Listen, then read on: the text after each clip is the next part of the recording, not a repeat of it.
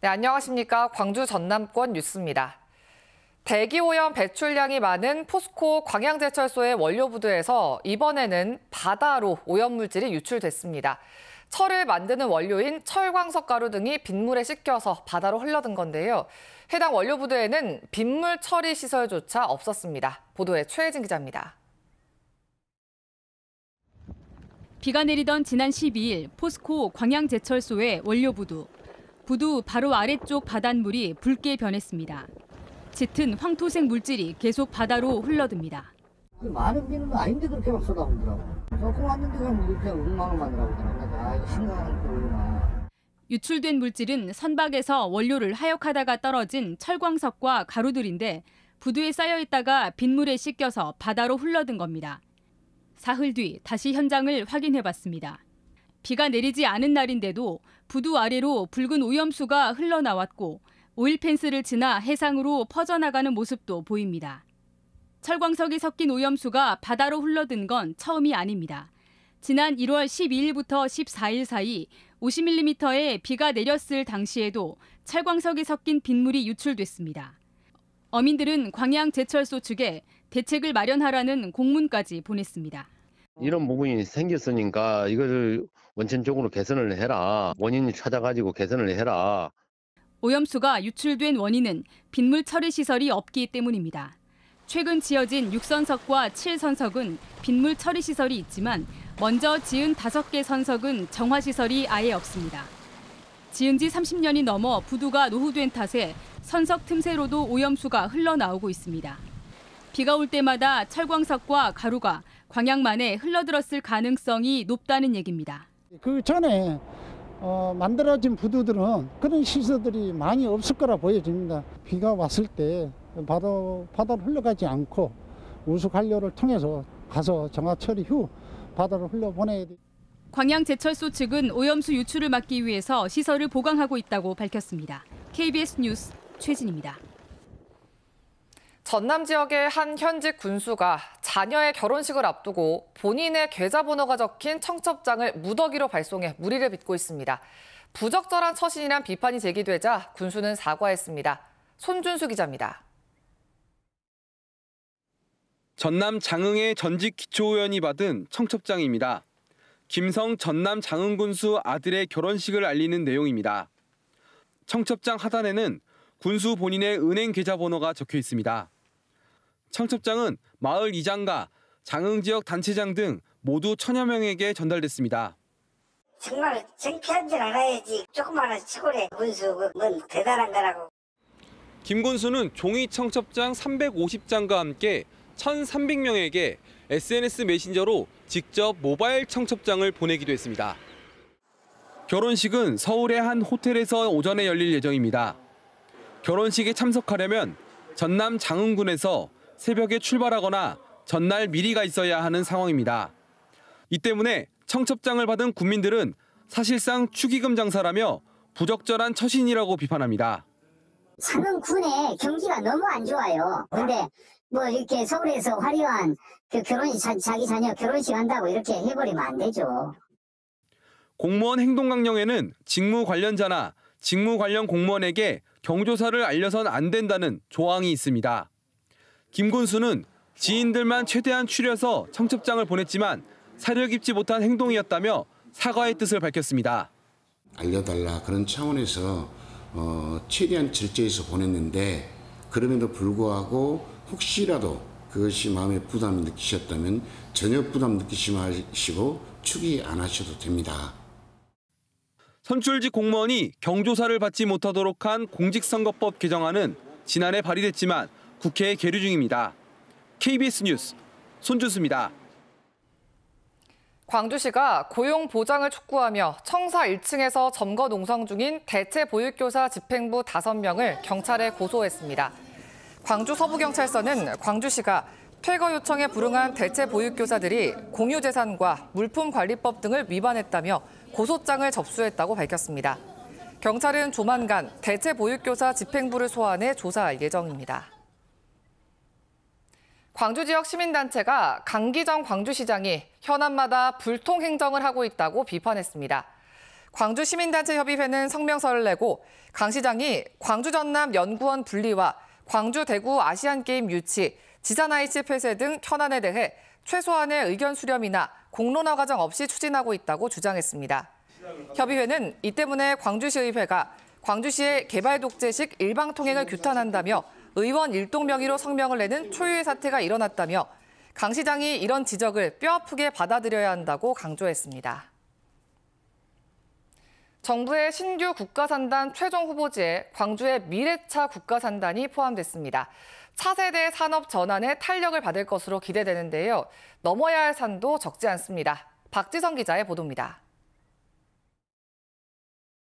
완성차 생산 공장인 광주 글로벌 모터스가 자리 잡은 빅그린 산단입니다. 정부가 이곳 바로 옆 338만 제곱미터 부지에 광주 미래차 국가산단을 조성하기로 했습니다. 국내에서 유일한 완성차 생산 기지로 작용을 하고 있습니다. 뿐만 아니라 이미 AI 데이터 센터 등이 입지되어 있기 때문에 이를 연계시켜서 미래차 산단은 전기차와 자율주행차 등 미래차의 핵심 소재와 부품, 장비 산업 육성을 중심으로 추진됩니다. 2030년까지 6,700억 원이 투입될 예정입니다. 내연기관차를 더욱더 미래차 완성차로 전환해 나가는 노력은 해나갈 거고요. 소부장도 소부장대로 지금은 거의 소부장이 사실 저희들이 전무하지 않습니까? 14년 만에 새 국가산단을 유치하면서 차세대 산업 육성 동력을 확보했지만 치열한 경쟁은 불가피해졌습니다. 당초 6곳 정도로 계획됐던 국가산단은 15곳으로 늘어났고 대구와 충남 천안, 홍성에도 미래차 관련 산단이 추진됩니다.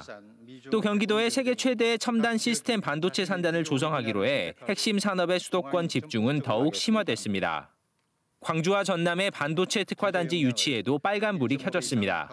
이 반도체 산업의 경쟁력 확보를 위해서 불가피하게 예외적으로 그렇게 저희가 이번에 발표하게 됐다는 점을 정부는 기업의 요구 등 신속한 투자가 필요하면 임기 내인 2026년 말부터 산단을 착공할 수 있도록 절차를 앞당긴다는 계획입니다.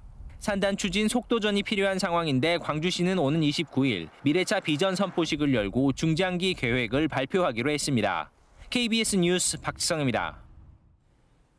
고흥군이 국토교통부가 발표한 신규 국가산업단지 후보지 발표에서 우주발사체 국가산단 후보지로 최종 선정됐습니다.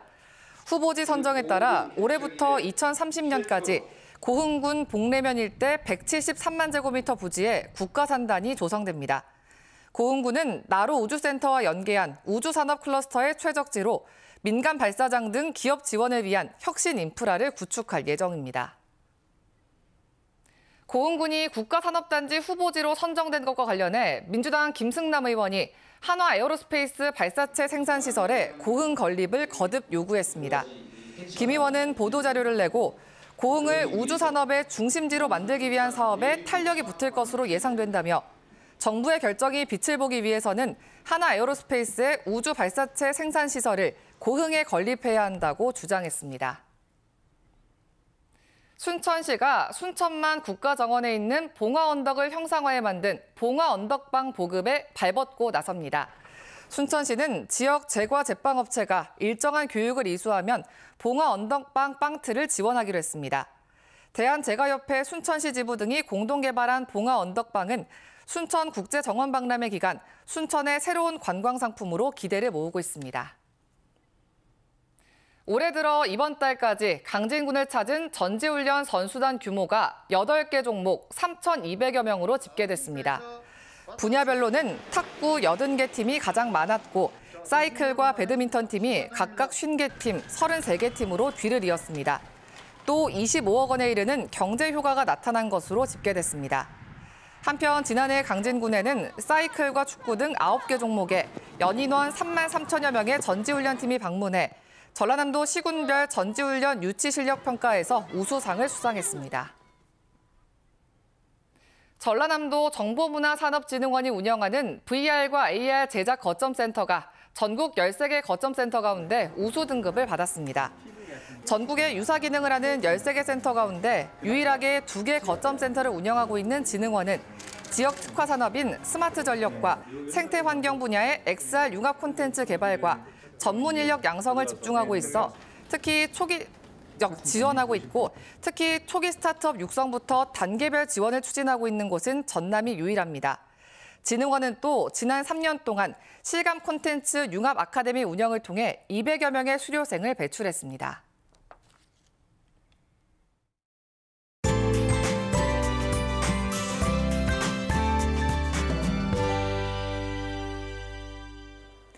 환절기 감기 조심하셔야겠습니다. 요즘 일교차가 10도 이상으로 크게 벌어지고 있는데요. 오늘 아침 최저 기온 광주가 4.8도로 어제보다 5도가량 낮아 더 쌀쌀하게 시작하고 있고요.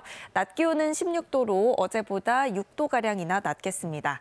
기온이 전체적으로 내려간 데다가 아침과 낮과의 기온차도 크기 때문에 옷차림에 유의하셔야겠습니다. 오늘 구름 많은 하늘 예상되고요. 광주와 구례에는 건조주의보가 발효 중입니다. 불씨 관리 잘하셔야겠고요. 어제와 그제 국외에서 황사가 발원했는데요. 광주 전남 지역은 영향이 크진 않아서 미세먼지 농도 보통 수준 유지하겠습니다. 지역별 기온입니다. 아침 기온 영광 2도 안팎으로 쌀쌀하게 시작하고 있고요. 낮 기온도 11도에 머물겠습니다. 광양과 순천의 낮 최고 기온 18도로 비교적 포근하겠습니다. 목포의 낮 최고 기온 12도, 해남과 완도 17도까지 오르겠고요. 신안을 비롯한 도서 지역은 8도에서 12도가 예상됩니다. 오늘 오전까지는 서해남부 북쪽 먼바다에, 내일까지는 남쪽 먼바다에 바람이 강하게 불고 물결이 최고 3.5m로 높게 일겠습니다. 내일 밤 남해안 지역에는 1mm 안팎의 비가 조금 내리겠습니다. 날씨였습니다.